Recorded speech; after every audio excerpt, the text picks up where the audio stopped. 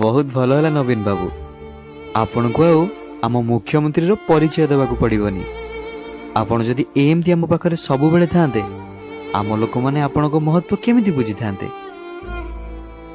ମଣିଷ ନିଜ ଲୋକମାନଙ୍କର ମହତ୍ଵ ସେତେବେଳେ ବୁଝିଥାଏ ଯେତେବେଳେ ସେମାନେ ଦୂରକୁ ଚାଲିଯାଆନ୍ତି।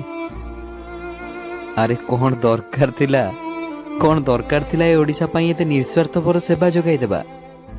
ଦୀର୍ଘ 24 ବର୍ଷର ନିଃସ୍ୱାର୍ଥପର ସେବା ବଦଳରେ ଆପଣ ଏ ଓଡିଶାବାସୀ ଠାରୁ କଣ ପାଇଲେ? କେବଳ ନିନ୍ଦା, ଅପବାଦ ଆଉ ଲୋକହସା, ବାସ୍।